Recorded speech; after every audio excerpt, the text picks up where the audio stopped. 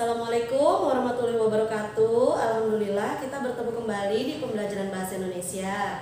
Sebelum kita mulai belajar, mari kita mengingat kembali untuk selalu menjaga kebersihan dan kesehatan, selalu menjaga jarak, cuci tangan, dan selalu pakai masker bila keluar rumah. Dan sebelum kita belajar, mari kita berdoa terlebih dahulu. Berdoa dimulai, berdoa selesai. Anak-anak, mari kita simak materi berikut ini. Kalian tetap fokus, tetap semangat, dan tetap sehat.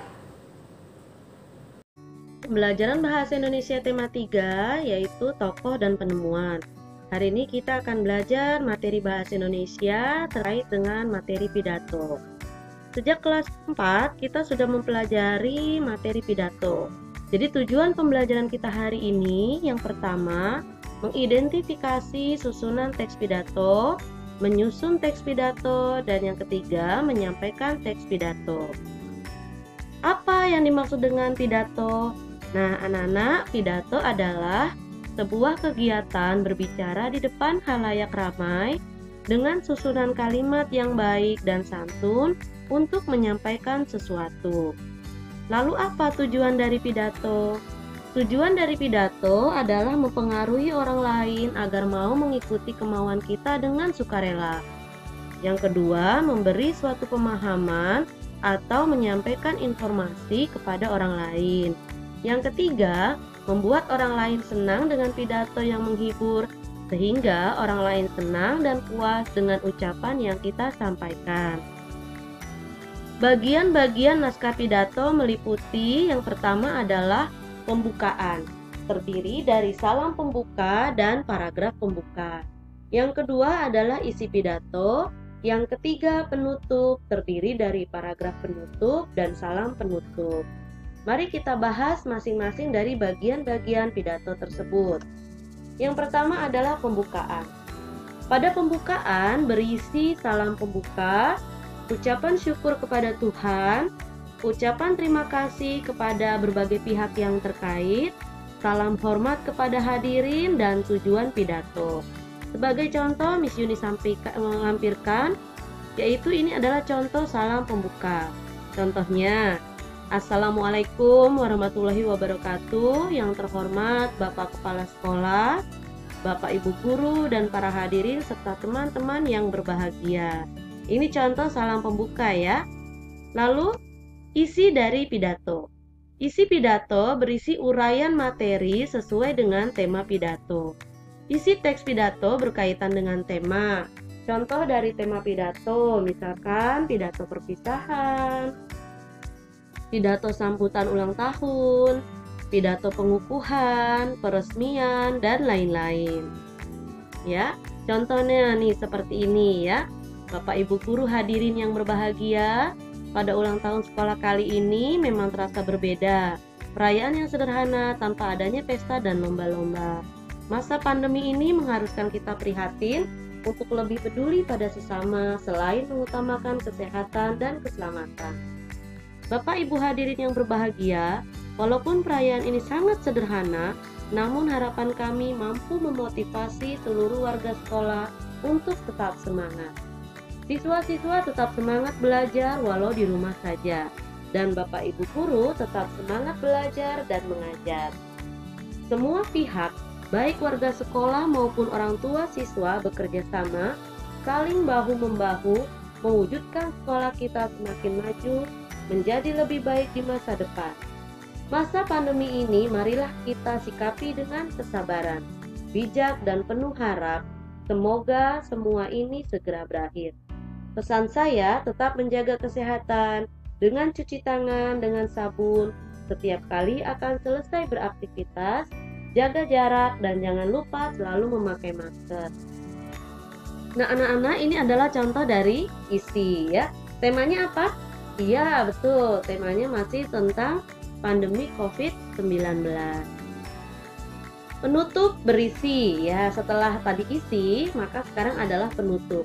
Penutup biasanya berisi kesimpulan, saran dan kritik, harapan, ucapan terima kasih, permintaan maaf, dan salam penutup. Sebagai contoh Miss Yuni lampirkan ya, Sebagai penutup, saya mengucapkan terima kasih dan mohon maaf jika ada kata yang kurang berkenan di hati Bapak, Ibu, dan hadirin semua. Saya akhiri, wassalamualaikum warahmatullahi wabarakatuh. Semoga paham ya tadi bagian-bagian dari pidato. Lalu, penulisan teks pidato harus tetap memperhatikan bagaimana menggunakan kosakata baku ya.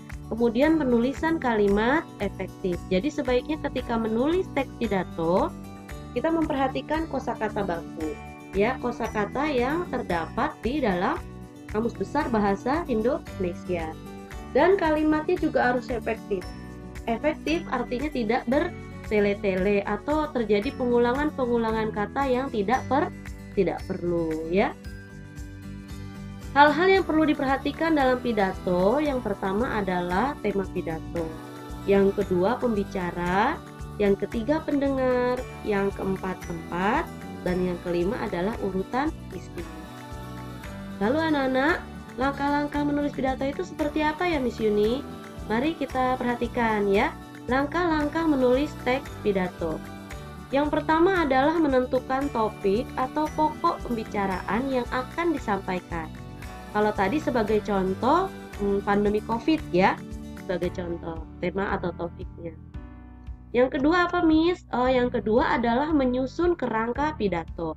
Seperti tadi ya, pembukanya seperti apa, kemudian isinya mau bagaimana, penutupnya juga mau seperti apa. Kalian tadi sudah lihat ya contohnya ya, semoga bisa dimengerti.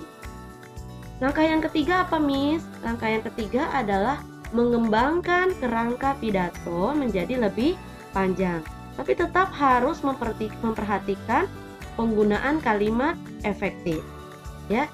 Jadi dalam pidato itu kalimat yang diucapkan atau yang disampaikan itu harus jelas ya, jadi tidak berbelit-belit. Yang keempat, menyunting atau mengedit teks pidato ya. Kalian bisa lihat secara keseluruhan bagaimana cara membuat pidato ya. Coba kalian lihat. Cara yang pertama, langkah yang pertama adalah menentukan tema atau pokok pembicaraan, menentukan tujuan pidato, mendaftarkan pokok-pokok isi yang akan disampaikan dalam pidato, menentukan tujuan pidato, menyusun kerangka karangan dan mengembangkan kerangka pidato menjadi naskah pidato ya. Tadi kurang satu ya. Sama saja, ini hanya ditambahkan untuk mencari pokok-pokok pidato ya. Oke, tugas kalian adalah menulis teks pidato dengan topik pandemi COVID. Ingat, jangan melihat Miss Yuni yang tadi ya. Kalian harus memiliki kreativitas sendiri dalam masa pandemi COVID ini. Apa yang ingin kalian sampaikan ya? Silakan bisa dicari dan dipelajari. Terima kasih sudah belajar dengan Miss Yuni hari ini. Tetap sehat, tetap semangat. Alhamdulillah, selesai sudah pembelajaran kita hari ini. Miss Yuni berharap kalian memahami dan menyimak materi yang tadi sudah disampaikan, sehingga nanti ke depannya jangan sampai lupa lagi. Sekarang kita akhiri pembelajaran kita hari dengan membaca doa kafaratul majelis. Membaca doa kafaratul majelis dimulai. Selesai, sampai jumpa di pertemuan berikutnya. Tetap semangat, tetap sehat. Wassalamualaikum warahmatullahi wabarakatuh.